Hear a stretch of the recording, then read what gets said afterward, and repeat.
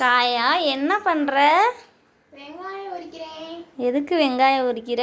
மசாலா பொரி செய்யலாம், அதுக்காக வெங்காயம் உரிக்கிறேன். அதுக்கு என்னென்ன போடணும்? டேஸ்ட்டாக செய்வியா? செய்வேன், வாங்க பார்க்கலாம். ம். முதல்ல வெங்காயம் எடுத்துக்கணும், ஒரு பொரி, மிளகா பொடி, தேங்காய் எண்ணெய். வாங்க பண்ணலாம்.